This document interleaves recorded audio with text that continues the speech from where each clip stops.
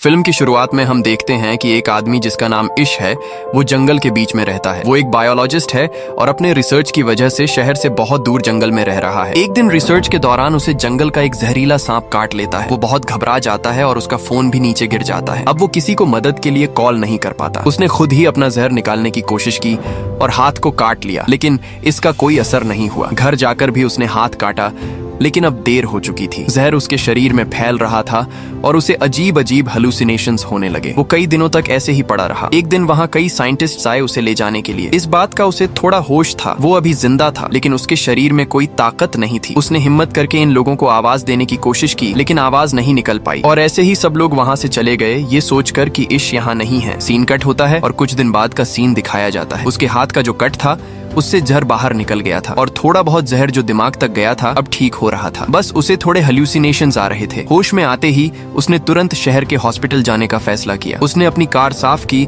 और शहर की तरफ निकल पड़ा, लेकिन एक अजीब बात उसने देखी कि सड़कों पर कोई कार नहीं थी। और जब वो शहर पहुंचा तो वहाँ कोई हलचल नहीं थी। उसे एक भी जिंदा इंसान दिखाई नहीं दिया। सारी बिल्डिंग्स खाली पड़ी थी। ये देखकर वो घबरा गया। यहाँ एक पैंडेमिक फैल चुका था। ये पैंडेमिक इतना खतरनाक था कि कुछ ही दिनों में पूरी पॉपुलेशन को खत्म कर दिया। इश बायोलॉजिस्ट था। उसने समझा कि वो कई दिनों तक पॉपुलेशन से दूर रहा, इसीलिए ये बीमारी उस पर अटैक नहीं कर पाई और वो बच गया। अब तो पॉपुलेशन ही खत्म हो चुकी थी, मतलब यहाँ कोई गवर्नमेंट नहीं थी और किसी चीज का कोई मालिक भी नहीं था। इश को तुरंत अपने पेरेंट्स का ख्याल आया। कार चलाते हुए जब वो घर पहुंचा तो देखा कि उसके पेरेंट्स कई दिनों से मरे पड़े थे और उनके बॉडीज की हालत भी बहुत बुरी हो चुकी थी। लेकिन फिर उसने हिम्मत की और घर के बाहर कब्र खोदकर उन्हें दफना दिया। इसके बाद भी उसने पूरा शहर देख डाला, कोई और सर्वाइवर जिंदा नहीं था। ये सोचकर उसने दूसरे शहर जाने का फैसला किया। उसने लास वेगस जाने का प्लान बनाया। कुछ जरूरी सामान और एक गन लेकर वो निकल पड़ा, लेकिन जो ब्रिज लास वेगस जाता था वो भी सील्ड था। वो बहुत गुस्से में आया और लंबा रास्ता लिया। जैसे ही वो लास वेगस पहुंचा देखा कि यहाँ भी सब लोग मर चुके थे। मॉल्स, बड़े होटल्स, कैसीनो सब खाली पड़े थे। थककर वो एक होटल में चला गया। उसने वहाँ रात बिताई और महंगी चीजों का मजा लिया, क्योंकि अब सब चीजें उसके लिए फ्री थी। उसे उम्मीद ही नहीं थी कि अब कोई मिलेगा, लेकिन अगली रात उसे दो लोग मिले। ये दोनों भी बीमारी से बच गए थे। लड़की ने अपनी दुख भरी कहानी सुनाई कि उसने अपने परिवार को वीडियो कॉल पर मरते देखा है और अब उसके लिए जीने की कोई उम्मीद नहीं बची। वो आदमी भी मरना चाहता था, क्योंकि इतनी अकेली दुनिया में जीना उसके लिए नामुमकिन था। उस रात ये लोग भी इश के साथ रुक गए, लेकिन सुबह होते ही इन लोगों की नीयत इश को खतरनाक लगी। उस आदमी के पास गन थी और वो चाहता था कि तीनों की मौत आसान हो जाए, लेकिन इश जीना चाहता था, इसलिए वो उठकर वहाँ से बाहर निकल गया और उसके पीछे उसे गोलियों की आवाज सुनाई दी। मतलब उन्होंने खुदकुशी कर ली थी। ये हादसा उसे और ज्यादा तोड़ गया। अब उसे साफ लग रहा था कि वो दुनिया में अकेला रह गया है। तेज कार चलाते हुए वो घर लौट आया। रास्ते में एक डॉग उसकी कार के सामने आ गया। वो डॉग भी बिल्कुल अकेला था जैसे इश। इश ने उसे अपना बना लिया और उसे जीने की नई उम्मीद मिल गई। इश ने अपनी जिंदगी नए तरीके से शुरू की। सर्वाइवल बुक्स पढ़ने लगा। खाने पीने की कोई कमी नहीं थी। कमाने की अब जरूरत नहीं थी। हर दिन काम करता और टाउन में घूमता, इस उम्मीद में कि शायद कोई सर्वाइवर मिल जाए, लेकिन हर दिन निराश होकर लौट आता। एक दिन जब वो अपने डॉग के साथ खिड़की पर खड़ा चाय पी रहा था, अचानक उसका डॉग भौंकने लगा। उसे एहसास हुआ कि वहाँ कोई इंसान है। दूर एक घर से स्मोक निकल रहा था, मतलब वहाँ कोई इंसान हो सकता है। वो तुरंत कार निकालकर उस घर की तरफ गया जहाँ स्मोक था। खुशकिस्मती से वहाँ एक लड़की थी। उसे देखकर वो लड़की डर गई, लेकिन इश ने उसे यकीन दिलाया कि वो उसे नुकसान पहुंचाने नहीं आया। वो भी अकेला इंसान है और किसी दूसरे सर्वाइवर को ढूंढ रहा है। ये सुनकर लड़की ने उसे अपने घर आने की इजाजत दी। लड़की का नाम एमा था। बातचीत से हमें पता चलता है कि पेंडेमिक को लगभग 1 साल हो चुका है। एमा और इश ने पूरे साल में अपने अलावा कोई सर्वाइवर नहीं देखा। उन्हें बहुत खुशी थी कि उन्हें कोई और सर्वाइवर मिल गया, वरना अकेले रहना बहुत मुश्किल था। वो डिप्रेशन में जा रहे थे, क्योंकि इंसान का समाज में रहना जरूरी है। अकेले रहकर उनका मेंटल स्टेट बहुत बुरा हो रहा था। उन्होंने फैसला किया कि वो दोनों साथ में इश के घर में रहेंगे, क्योंकि इश का घर जनरल स्टोर के करीब था जहां फूड सप्लाईज पड़ी थी और इश ने अपने घर में बहुत सारा सामान भी जमा कर रखा था, जिससे उनका रहना आसान हो गया। एमा भी अब इश के घर आ गई। दोनों ने जब साथ रहना शुरू किया तो उनकी जिंदगी पहले से बेहतर हो गई। एमा इश का बहुत साथ देती थी। वो इश की अपीयरेंस ठीक करती और दोनों मिलकर घर का रेनोवेशन भी करने लगे, क्योंकि पूरे साल इश ने अपने घर पर ध्यान नहीं दिया था। दोनों हर सुबह उठकर साथ में काम करते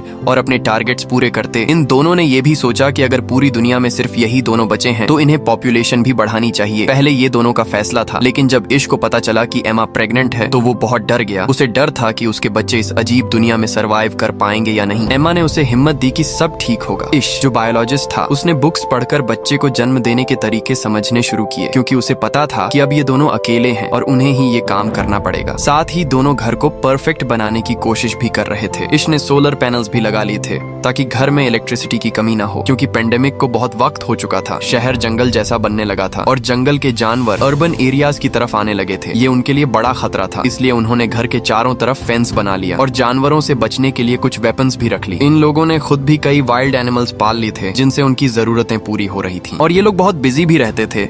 इंसानों की गैर मौजूदगी में पूरा इलाका हरा भरा हो गया था और यहाँ की हवा भी बहुत साफ थी। उनकी सेहत भी बहुत अच्छी हो गई थी। उनकी जिंदगी किसी हद तक परफेक्ट हो गई थी। लेकिन फिर एक दिन उन्हें एक और बड़ी प्रॉब्लम का सामना करना पड़ा। पता नहीं कहां से अनगिनत चूहे शहर में आ गए। उन्हें देखकर इश बहुत पैनिक हो गया। इन चूहों को घर से दूर रखने के लिए इश ने अपने घर के एयर गेट्स में आग लगाई, लेकिन ये सिर्फ एक रात काम आया। एमा ने उसे कहा कि हम इसका भी सोल्यूशन निकालेंगे। सुबह होते ही इश घर से बाहर निकला। उसने आसपास कई कैट्स छोड़ दी। कैट्स ने इन चूहों को खाना शुरू कर दिया और आखिरकार ये प्रॉब्लम भी खत्म हो गई। आखिरकार वो दिन भी आ गया जब एमा को बच्चा पैदा करना था। इश ने खुद ये काम संभाला और हमें दिखाया जाता है कि उनकी एक बहुत प्यारी बेटी हुई। ये देखकर दोनों बहुत खुश हुए। उन्हें जीने की नई उम्मीद मिल गई। इसके बाद ये लोग सड़कों पर गए और अपने घर का एड्रेस लिख दिया, इस उम्मीद में कि अगर कोई सर्वाइवर यहाँ आए तो वो उनके घर पहुँच सके खाने और पानी के लिए। 6 साल बाद इश किसी काम से जंगल जा रहा था कि अचानक उसकी कार के सामने एक जंगली जानवर आ गया। डरकर इश बाहर आया और उस जानवर को देखा। वो अभी जिंदा था लेकिन बहुत दर्द में था, इसलिए इश ने उसकी तकलीफ आसान करने के लिए उसे गोली मार दी और मार दिया। दूर से ये सब एक लड़की देख रही थी। गन की आवाज सुनकर वो डर गई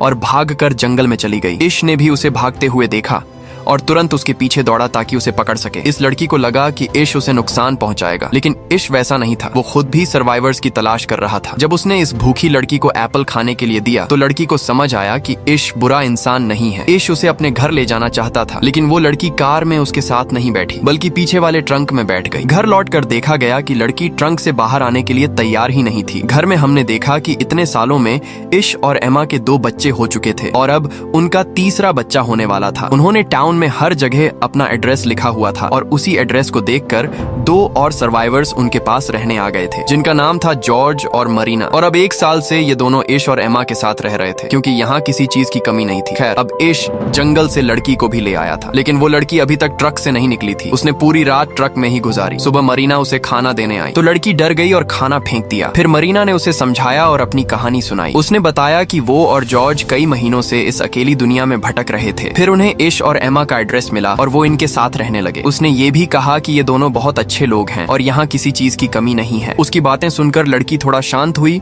और उनसे मिलने जुलने लगी। लेकिन अजीब ये था कि लड़की अब तक ज्यादा बोली ही नहीं थी और न ही उसने अपना नाम बताया था। एक दिन मरीना ने उसका सामान देखा तो उसमें अजीब और गरीब ड्राइंग्स थीं। साथ ही उसे एक लेटर मिला जिसमें उस बच्चे का नाम लिखा था। उस लेटर में लिखा था कि पेंडेमिक के दौरान उसके पिता ने उसका अब्यूज किया, जिसकी वजह से अब वो हर इंसान के सामने अपने आप को बेच देती है। ये लेटर उसकी माँ ने लिखा था, जिसमें उसने लिखा था कि जब वो मर जाएगी तो जो भी इसे पाए वो इसका ख्याल रखे। ये जानकर सब लोग ईवी का और भी ज्यादा ख्याल रखने लगे। उसी रात एमा ने तीसरे बच्चे को जन्म दिया, जिससे सब लोग बहुत खुश हो गए। 1 साल ऐसे ही बीत गया। एक दिन उन्हें खबर मिली कि उनके इलाके में कोई आया है। सब डर गए। छोटे बच्चों को अंदर भेज दिया गया और सारे बड़े लोग गन्स लेकर बाहर निकले, ये देखने की कौन आया है। उन्हें पता चला कि ये सर्वाइवर्स का एक ग्रुप था जिसमें 4 लोग थे। ये लोग भी इश और एमा का एड्रेस देखकर आए थे। इनमें से एक डॉक्टर थी, मौली। उसने बताया कि इतने सालों में उसे सिर्फ ये 4 जिंदा लोग मिले हैं और अब वो पहली बार इश के परिवार से मिल रही है। उनके चेहरे और बातें साफ दिखा रही थीं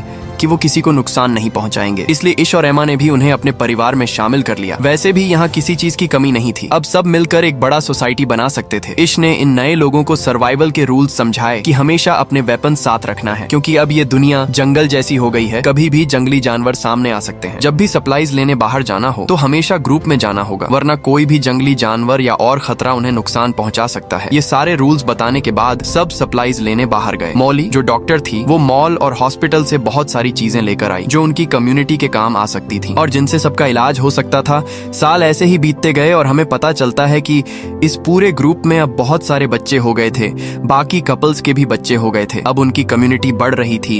इश अपने बच्चों को पढ़ाता था और उन्हें बताता था कि पहले कम्युनिटीज कैसी होती थी, इंसान कैसे सरवाइव करता था। वो उन्हें सिखाता था ताकि आगे चलकर उन्हें कोई मुश्किल न हो। उनकी जिंदगी सामान्य तरीके से चल रही थी। घर के चारों तरफ पूरा जंगल था और एक दिन उसी जंगल से एक बहुत बड़ा लायन उनके घर में घुस आया। शुक्र था कि सही समय पर इश की नजर उस पर पड़ गई। इश बच्चों को बचाने वहां पहुंचा, लेकिन लायन ने उस पर हमला कर दिया। इससे पहले कि बाकी लोग कुछ कर पाते, लायन ने उसे बुरी तरह घायल कर दिया। ये देखकर सब घबरा गए। जब सब वहां पहुंचे तो लायन वहां से भाग गया। एमा ने इश की हालत देखकर गुस्से में गन उठाई और जंगल में जाकर उस लायन को मार डाला। वक्त रहते सबने मिलकर मोली की मदद से इश की जान बचा ली और फिर उसका इलाज शुरू हुआ। कई हफ्तों के बाद इश पहले जैसा ठीक हो गया। अब 17 साल बीत चुके थे। सबके बच्चे अब जवान हो गए थे। हमें पता चलता है कि इतने सालों बाद इश की सबसे बड़ी बेटी हैदर अपने ग्रुप के एक लड़के के करीब आने लगी। उनकी दोस्ती बहुत गहरी हो गई थी और किसी को उनकी दोस्ती पर ऐतराज नहीं था, क्योंकि अब तो इन्हें आपस में रिश्ते बनाने ही थे। हैदर और वो लड़का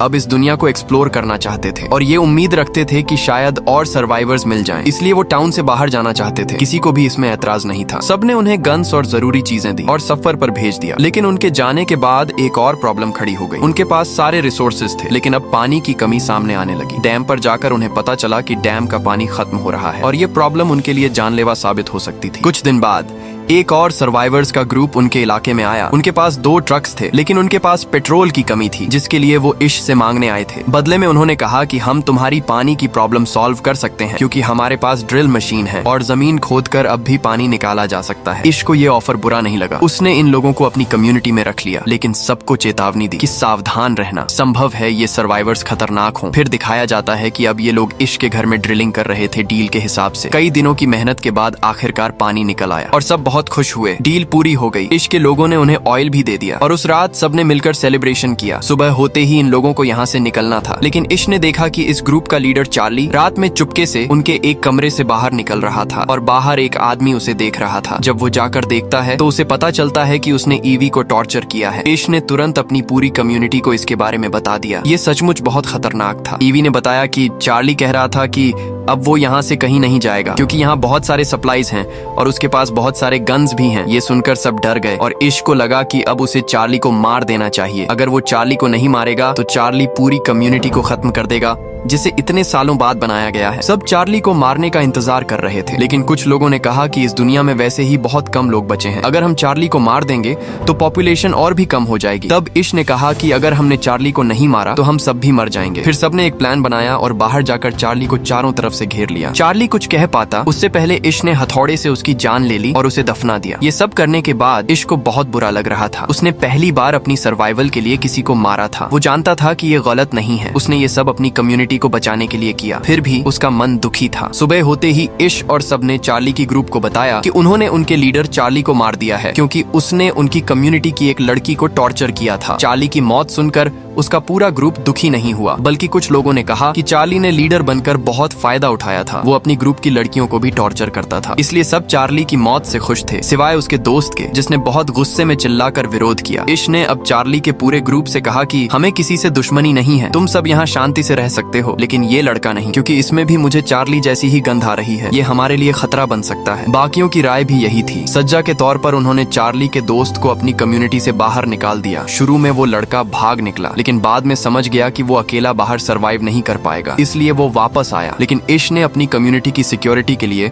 उसे वापस स्वीकार नहीं किया। ये दिखाया गया कि कम्युनिटी के सारे बच्चे पुराने रिसर्च से एक प्लेन बनाने की कोशिश कर रहे थे। उन्हें यकीन था कि कुछ ही दिनों में वो प्लेन तैयार कर लेंगे, लेकिन उससे पहले उनकी कम्युनिटी को एक और बड़ी समस्या का सामना करना पड़ा। कई लोग उसी वायरस से इन्फेक्ट हो गए जो 20 साल पहले फैला था। अब तक सारे सर्वाइवर्स इम्यून थे। मॉली के पास बहुत सारी मेडिसिन थी जिनसे उसने सबका इलाज किया, लेकिन इश का बेटा बहुत बुरी तरह बीमार हो गया। उसकी हालत बहुत खराब थी, जिससे पूरी कम्युनिटी टूट सी गई। इसी बीच इश की बड़ी बेटी हैदर अकेली घर वापस आई। वो रो रही थी। सबने उससे उसके पार्टनर के बारे में पूछा। रोते हुए उसने बताया कि जब वो दोनों जर्नी पर निकले थे तो उन्होंने बहुत सारे सिटीज खोजे, सर्वाइवर्स ढूंढे, हर घर देखा, लेकिन कोई सर्वाइवर नहीं मिला। वो हर जगह अपने घर का एड्रेस लिखते जा रहे थे। फिर वो एक जगह पहुंचे जहां उन्हें जंगल में एक आदमी मिला। उस आदमी ने हैदर के पार्टनर को मार दिया। उसने कहा कि ये चार्ली का बदला है। यानी साफ था कि वो वही आदमी था जिसे इश ने अपनी कम्युनिटी से निकाला था। हेदर ने कहा, मैं अपनी जान बचाने के लिए क्या करती, मैंने भी उसे मार दिया और फिर जल्दी से अपने घर लौट आई। ये सुनकर सब बहुत दुखी हो गए। अभी वो इस गम से निकले भी नहीं थे कि इश का दूसरा बेटा भी मर गया। मामला यही नहीं रुका। इश के बेटे की मौत के बाद और 3 मेंबर्स की मौत हो गई। इस हादसे से इश पूरी तरह टूट गया। अब वो इस दुनिया में जीना ही नहीं चाहता था। वो सब छोड़ देना चाहता था, लेकिन एमा ने उसका साथ दिया। जैसे पहले जब वो दोनों अकेले थे, एमा ने कहा, देखो, जब हमें कोई नहीं मिला था तब हमने दोनों ने साथ मिलकर जिंदगी शुरू की थी और आज हम इतने बड़े ग्रुप बन गए हैं। हमें इस दुनिया को आगे बढ़ाना है। अगर तुम ऐसे हार मान लोगे तो ग्रुप के बच्चों को कौन सिखाएगा। ये सुनकर इश को थोड़ा हौसला मिला। वो पहाड़ पर सनराइज देखने गया। वो सनराइज पुराने वर्ल्ड के सनराइज से अलग था। पहले नेचर के कलर्स फीके लगते थे, अब सब कुछ फ्रेश लग रहा था। ये देखकर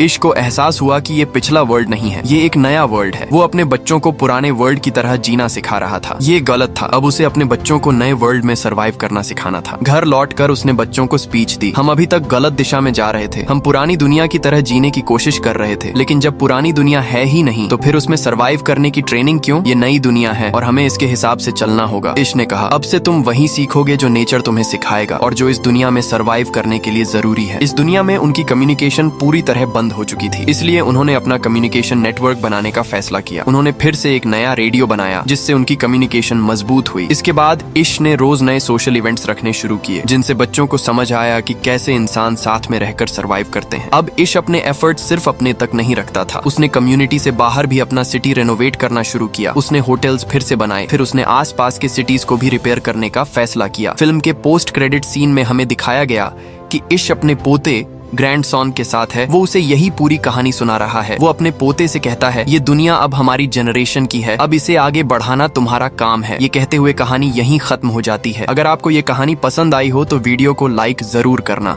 और ऐसे ही आसान और इंटरेस्टिंग एक्सप्लेनेशंस देखने के लिए चैनल को सब्सक्राइब करना मत भूलना। साथ ही बेल आइकॉन भी दबा देना ताकि नई वीडियो की नोटिफिकेशन आपको सबसे पहले मिले।